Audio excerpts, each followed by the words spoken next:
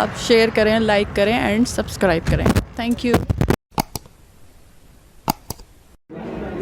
بسم اللہ الرحمن الرحیم.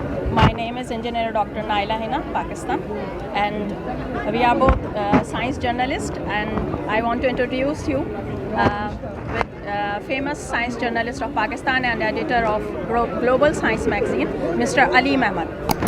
Do I need to speak in English or in No, Urdu? both in Urdu also. Okay.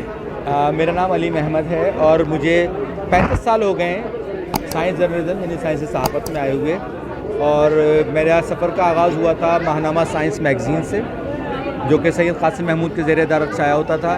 پھر میں science digest میں گیا 1996 کے زمانے میں. اس دوران میں ریڈیو پاکستان کے لیے بھی سائنس کا پروگرام کیا. پھر 1998 جنوری میں نے اپنا میگزین لانچ کیا ماہنامہ گلوبل سائنس کے نام سے. اردو زبان میں یہ پہلا سائنس کا جریدہ تھا جو آل پاکستان نیوز پیپر سوسائٹی کا فل ممبر بنا. یہ پہلا اور آخری جریدہ تھا. بدقسمتی سے سن 2016 میں وہ میگزین ختم ہو گیا کچھ مسائل کی وجہ سے.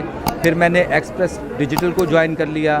ابھی حال ہی میں نے اسلام آباد کا ایک پبلیکیشن ہاؤس ہے گفتگو پبلیکیشنز, جو کہ جدید ایمرجنگ ٹیکنالوجیز پر کتابیں شائع کرتے ہیں, ان کو میں نے جوائن کیا ہے ایز ایگزیکٹو ایڈیٹر. تو اس وقت میں یہاں پر فضلی بکس کا جو اسٹال ہے اس پر میں گفتگو پبلیکیشنز کو ریپرزینٹ کر رہا ہوں.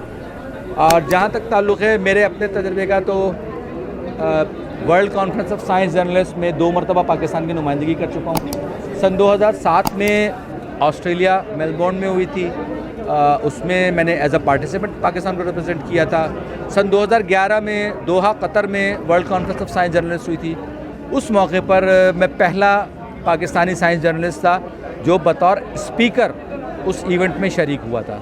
ان سب کے علاوہ سن 2005 میں نیچر پبلشنگ گروپ اور راکفیلر فاؤنڈیشن امریکہ نے ایک کلوز میٹنگ کال کی تھی بلاجیو اٹلی میں.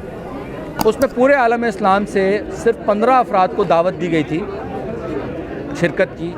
ان 15 افراد میں سے پاکستان میں سے جو 2 افراد شریک ہوئے تھے ان میں سے ایک پروفیسر ڈاکٹر عطاء الرحمان تھے اور دوسرا یہ خادم تھا.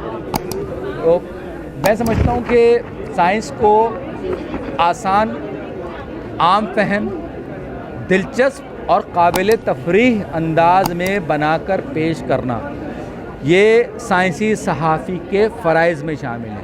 معلومات کا درست ہونا, زبان کا فلوئنٹ ہونا, اسٹائل کا انٹرسٹنگ ہونا, یہ چیزیں ایک سائنس رائٹر کے لیے, ایک سائنس جرنلسٹ کے لیے, دونوں کے لیے ضروری ہیں. ابھی حال ہی میں میں نے ڈاکٹر ذیشان الحسن عثمانی کے ساتھ مل کر 2 کتابیں کو آتھر کی ہیں.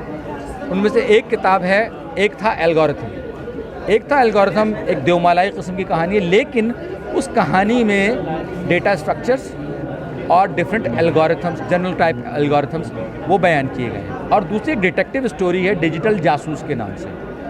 وہ ایک سراغ رسان کی کہانی ہے جو کسی نامعلوم مجرم کو واردات سے پہلے تلاش کرنے کی کوشش کرتا ہے. تو اس میں جو کچھ بھی ڈیٹیکٹیو کی کہانی میں جو چیزیں استعمال ہوئی ہیں وہ سب کے سب وہ چیزیں ہیں جنہیں ہم کمپیوٹر سائنس کی زبان میں سرچ الگورتھم کرتے ہیں. پچھلے سال سن 2021 میں ایک کتاب میری شائع ہوئی تھی جو میری سولو آتھرڈ تھی. اس کتاب کا نام ہے سائنس, فراڈ اور دھوکہ. سائنس میں اکثر لوگ یہ سمجھتے ہیں کہ سائنس میں سب کچھ ہمیشہ صحیح ہوتا ہے, سائنسدان ہمیشہ ہی صحیح کر رہے ہوتے ہیں. ایسا نہیں ہے. سائنس کو استعمال کرتے ہوئے بہت سے لوگوں نے اپنے فائدے کے لیے یا اپنی مخصوص سیاسی مقاصد کے حصول کے لیے لوگوں نے سائنس کو غلط استعمال بھی کیا ہے. اس چیز کو ہم کہتے ہیں سائنٹیفک یا ریسرچ مس کنڈکٹ. یہ مس کنڈکٹ پہ اردو زبان میں پہلی کتاب, اور ابھی میری تازہ ترین کتاب جو آئی ہے وہ ہے سائنسی صحافت, ایک غیر نصابی عملی رہنما. یہ اردو زبان میں سائنسی صحافت کے موضوع پر پہلی کتاب ہے جو میرے اس وقت تک کے 34 سال کے تجربے کا نچوڑ ہے. بہت شکریہ. بہت شکریہ. ابھی آپ گفتگو سن رہے تھے سائنس جرنلسٹ اور گلوبل سائنس کے ایڈیٹر جناب علی محمد صاحب سے.